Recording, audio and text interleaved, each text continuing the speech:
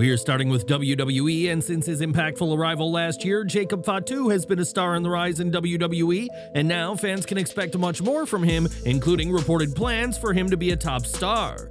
On the Dirty Sheets Backstage podcast, it was shared that WWE had initially considered a feud between Fatu and Roman Reigns for WrestleMania 41 before plans dramatically changed. Leading up to Bad Blood 2024, reports surfaced that WWE had a well-defined roadmap for WrestleMania 41. The marquee matchups included Seth Rollins vs. CM Punk and Logan Paul vs. John Cena. Another high-profile bout in the works was The Rock vs. Cody Rhodes, with Roman Reigns possibly being inserted into the mix. However, due to The Rock's potential scheduling conflicts, WWE had a backup plan in place, Reigns vs. Fatu, should the original plan fall through. Currently, neither Reigns vs. Fatu nor Rhodes vs. The Rock are part of WWE's plans. Let's first dive into the reasons why Reigns vs. Fatu is off the table before exploring why the Rhodes vs. Rock matchup was scrapped. The match would have marked a key moment in the careers of both men, though seemed underwhelming for some in terms of the larger narrative. Facing someone less than a year into their WWE run would be a notable step back for Reigns, but on the podcast, it was explained that WWE has plans to push Fatu to the top of the card. Therefore, facing Reigns would be a huge rub for the Samoan Werewolf and solidify his role as a future top star, and fans are now wondering when they'll see these two face off. WrestleMania 41 plans remain up in the air, as does Fatu's own future, and time will tell when, if ever, WWE pulls the trigger on what would be a star-making feud with the OTC. Things have shifted considerably regarding WrestleMania, as the Seth Rollins vs. CM Punk match, which planned for Las Vegas, instead happened on this week's historic Raw on Netflix. On the podcast, it was shared that one of the first signs of this change came last November at Survivor Series, when Punk was put into the men's War Games match instead of Rollins. Though no backstage reason was reported, the belief is that Rollins was supposed to be in the match before WWE went with Punk so they could bring Paul Heyman back to TV. Heyman is far more associated with Punk than Rollins, and having Punk replace Rollins in the match has also allowed the WWE to have the ongoing favor storyline between the two. With Rollins out and Punk in, WWE fast-forwarded their plans, having Punk and Rollins face off on Raw rather than waiting until WrestleMania 41. The match also means both men will be free to face others at WrestleMania, meaning Punk can go face somebody else if The Rock isn't going to do the show as rumored. As discussions progressed, WWE began talking about Roman Reigns vs. CM Punk at WrestleMania as a high-profile match to replace Cody Rhodes vs. The Rock. So much of WWE's initial plan for WrestleMania 41 hinged on The Rock competing, but the final boss threw a wrench in those plans when he suggested the show should focus on John Cena. On the podcast, it was shared that the official reason The Rock is giving WWE for not being at the show is that he feels this year should be about John, as it'll be Cena's final WrestleMania. The Rock is willing to wait to pick up his storyline with Cody Rhodes, though it's not just Rock's respect for Cena that could keep him off the card this April. As previously reported, reshoots of the live adaptation of Moana 2 are expected to keep The Rock busy this April, another reason why he may be absent from Allegiant Stadium. Whether the show centers around him or not, John Cena will have quite the spotlight at WrestleMania, but one superstar fans won't see him face is Logan Paul. Though Paul pitched the match, WWE has turned the idea down, with the belief being that John should face a more experienced adversary in his final WrestleMania match. That explains why Cena shared his intent to win the Royal Rumble, as doing so would earn him a match with either Cody Rhodes or Gunther, both of whom have more experience than Paul. Now with this promo, Cena seems to be more likely to win the match, which would tie him with Stone Cold Steve Austin at 3 wins apiece. With The Rock's suggestion taking center stage, WWE now finds itself in a predicament as plans continue to shift to Cena being the focus this April, not the Brahma Bull. All of these changes continue to leave fans wondering what the final card for WrestleMania will be, though the women's side of things appear to be pretty concrete. For some time, it's been reported that Becky Lynch vs. Rhea Ripley and Tiffany Stratton vs. Charlotte Flair is the plan, and those plans don't appear to be at risk of changing. But what do you think? Would you like to see Roman Reigns vs. Jacob Fatu this April, or should WWE stick with Reigns vs. CM Punk as is currently planned for WrestleMania? Do you think WWE should have stuck with the original card that would have seen Punk vs. Rollins and Cody vs. Rock, or is the new plan better? Let us know in the comments. During this week's debut episode of Raw on Netflix, The Rock cut an electrifying promo to kick off the show and didn't hold back with what he had to say. The Rock even threw a bull into his promo, highlighting that this indeed was a new era, and it turned out that the Brahma Bull was given plenty of free reign in this segment. On the Dirty Sheets Backstage Informer podcast, it was reported that there were no scripted lines for The Rock, who was simply told to go out there and wing it. The Netflix executives had asked for him to appear, but with no prompting, The Rock was allowed to say whatever he wanted, which is exactly what he did. The report adds that The Rock gave no indication that he was going to thank Roman Reigns or Cody Rhodes, which fans have pointed to as the end of his heel run as the final boss. Following his appearance on the show, Rock took to Instagram, and the report adds that similarly, the Great One didn't clear this plan with WWE before going live. The Rock's unplanned live session disrupted WWE's planned angles, as many felt that all his work with Cody Rhodes over 2024 has become irrelevant given what he said on Raw. The Rock's unplanned promo and Instagram Live show that he has given a lot of sway in WWE, and fans are intrigued to see what his next appearance for WWE will bring. Given Rock's segment on this week's NXT, it appears that we may not have seen the end of his feud with Cody Rhodes, but whatever's to come, The Rock will say what The Rock wants to say. Now, Hulk Hogan's return to WWE during Netflix's debut episode of Raw didn't go as planned, as the WWE Universe made their views clear on the Hall of Famer. Ahead of the show, it was announced that Hogan's Real American Beer will be an in-ring sponsor of Raw going forward, making future appearances from the Hulkster very likely. When Hogan did appear on the show, though, he was met with a chorus of boos, and this reaction was so loud that major outlets, including Variety and CNN, have picked up on the story. Hogan was said to be surprised and disappointed by the reception he received, and it's clear that WWE wasn't thrilled either, given how important this week's Raw was for the company. According to WrestleVotes, WWE is rethinking Hogan's role moving forward, as though his merch continues to sell well, fans may not see him in person as much due to this week's show. Instead, WWE is reportedly leaning more towards saving Hogan for pre-recorded content like interviews and commercials rather than live appearances on TV. Despite the frosty reception Hogan received, WWE's partnership with his Real American Beer is set to continue, though there's talks about a different WWE name being used to endorse it. Hogan was once one of wrestling's most beloved stars, but sentiment has clearly changed on the Hulkster, who may end up not promoting his own range of alcoholic beverages. Do you think WWE is right to reduce Hulk Hogan's live appearances? Should his controversies continue to define his present role? Share your thoughts in the comments below. On Raw, Rhea Ripley captured the Women's World Championship from Liv Morgan, reclaiming the title that Ripley was never beaten for, but instead vacated due to injury. While speaking during a Q&A session on Backstage Pass, WrestleVotes reported that this title change took place due to WWE wanting Ripley in a high-profile WrestleMania match. As reported, the two main matches for the women this April appear to be Ripley vs. Becky Lynch and Tiffany Stratton vs. Charlotte Flair, and wanted Ripley to walk in with the gold.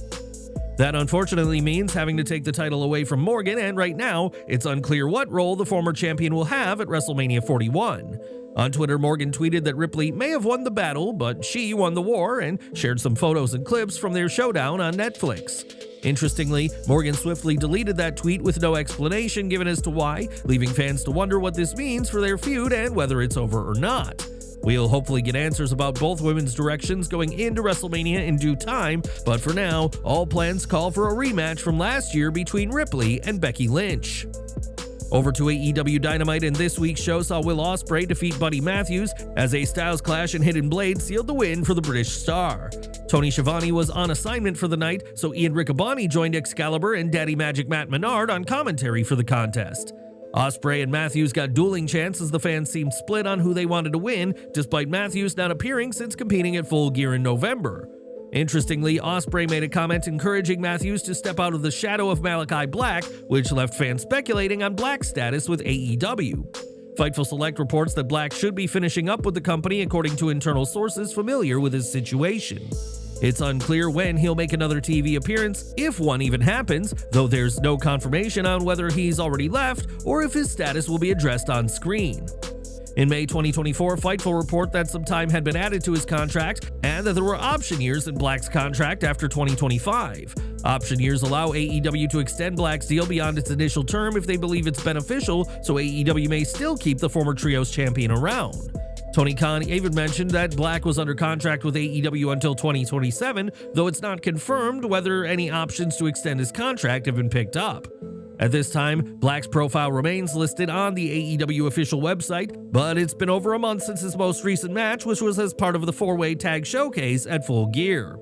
With Ospreay's line and reports swirling, it remains to be seen if Black's time with All Elite Wrestling has already ended, as there's plenty of fans who want to see the Dutchman thrive in the ring. But what do you think? Have we seen the last of Malakai Black in AEW? Do you think his potential was wasted given that he never held singles gold? Share your thoughts below. As for Matthews vs. Ospreay, the match was good, but the only downgrade was the post-match promo, as Will was too tired to talk and stumbled over his words. He also struggled to convey his emotions and accidentally called his opponent Buddy Murphy, and this simply wasn't a good post-match promo from the typically talented talker. Kenny Omega made his long-awaited return to AEW Dynamite this week and had the final segment of the show, during which he discussed his battle with diverticulitis. Omega recalled considering giving up during his time away, but now wants to show everyone that he can be the best as the new version of himself, as he can't do all the things he used to do. Don Callis showed up on the ramp, but didn't have time to talk as Omega jumped him, but Lance Archer and Brian Cage jumped Omega before Kyle Fletcher arrived to continue the beatdown. Will Ospreay showed up with a steel chair to help Omega run the Don Callis family off, and this was a huge moment that left Omega and Ospreay, former rivals, in the ring together. The fans gave this a holy chant as the two men shared a tense face-off, and we'll have to see if Ospreay shows up next week when Omega faces Brian Cage. The excitement didn't stop after this week's Dynamite either, with Omega cutting another promo, during which he brought back his goodbye and goodnight bang catchphrase. Fans were elated to see Omega back and healthy once more, and now audiences can look forward to seeing him competing in the ring once again. What did you make of Omega's return to AEW TV, though? Are you intrigued in a potential alliance with Will Ospreay? Let us know down below. The Hurt Business crashed Private Party's celebration to say they wanted the World Tag Team titles before Bobby Lashley took on Mark Briscoe in singles action. MVP joined commentary and put over Briscoe while highlighting the violence from Lashley, and despite a fight from Mark, Lashley got the win with a spear and a hurt lock. A post-match attack on Briscoe was cut short by Private Party, who arrived with steel chairs, and after beating Swerve Strickland, this dominant win on Briscoe says a lot about Lashley's future. This was an extended squash, but not a good one, and given the Hurt Syndicate's momentum, it's hard to imagine them not dethroning Private Party for the tag titles. It's somewhat odd that the faction is focused on tag team gold, but with all singles titles well entrenched in storylines, the champions can't currently afford to lose to Lashley. Mark Quinn and Isaiah Cassidy deserve more time with the gold, and though their days are numbered, they'll at least have a spotlight fighting MVP's group. In the men's casino gauntlet, it was Powerhouse Hobbs who'd walk away with the win after planting Kyle O'Reilly with a spinebuster to end this surprisingly wild and fun match. The order of participants kept the action fresh, with Jay White and Hangman Page keeping pace throughout the match, while Wheeler Yuta and Ricochet played the perfect foils. It was hard to predict who'd win, and Hobbs' victory was especially shocking, and it was a great move to give someone like him the all-important victory. He and Jon Moxley have enough history to sell their world title match over a one-week period, while saving the big matches with White and Hangman for later this year. After the match, Renee Paquette interviewed Hobbs, who said Moxley is the reason he's in AEW, but promised to put him down next week at Maximum Carnage. Jeff Jarrett didn't compete in the men's casino gauntlet as he was jumped by Wheeler Yuta before he could get in the ring, though this wasn't the last fans would see of Double J. In a post-match segment with Ian Riccaboni, Jarrett was approached by MJF, who mocked Jarrett for getting jumped by Yuta in the first place. MJF continued his insults, saying Jarrett's final wrestling contract is for 1 year because that's all the wrestling business thinks he has left. MJF then pivoted and said he'd help Jarrett become champion on the condition that he gets the first title shot, and offered his hand to Jeff to make the deal official. Instead, Jarrett called MJF a one-hit wonder and an entitled prick before leaving, and we'll have to see what's next for the pair and what'll be Jeff's final year in wrestling. Jarrett already has plans for after his time in the ring is up, as he told the Battleground podcast that he intends to move to commentary after retiring.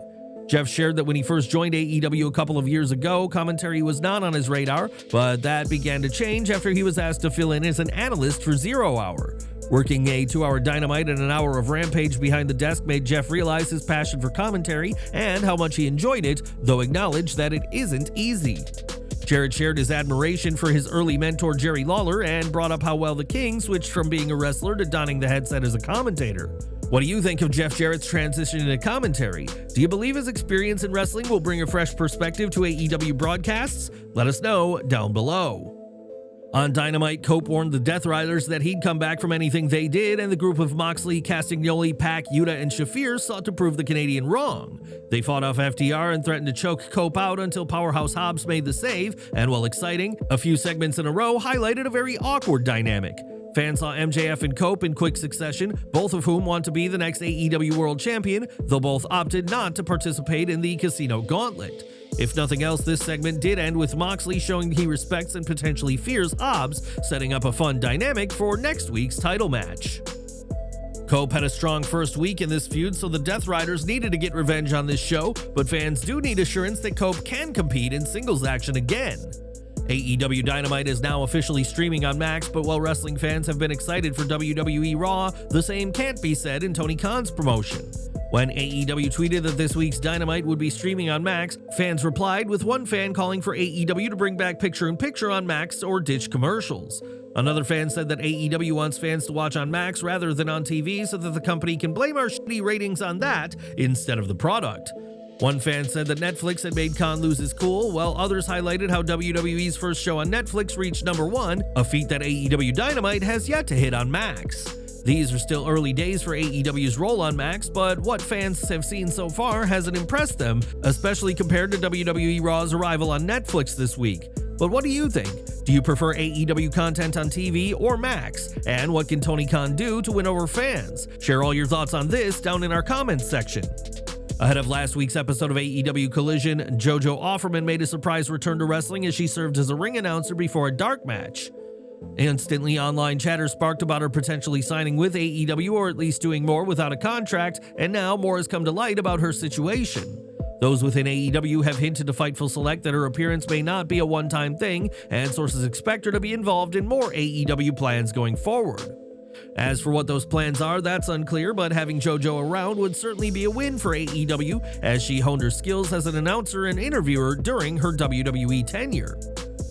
JoJo is also known for her time on Total Divas and her brief in-ring career, but after leaving WWE in 2021, has spent her time away from the wrestling world. Now Offerman appears poised to do much more in wrestling, and AEW fans could soon be hearing much more from JoJo after her Collision Dark Match cameo. On Dynamite, Toni Storm and Willow Nightingale fought hard in the match to determine the #1 entry into next week's Casino Gauntlet, but it was Kris Statlander who hit the Big Bang Theory for the win. These are three of the best women's wrestlers competing today and showed it in this match with non-stop action and were able to keep the crowd involved despite there being no heel. This was a strong indicator of the Casino Gauntlet, and Statlander picking up the win sets her up nicely to potentially face Mariah May for the women's title at Grand Slam.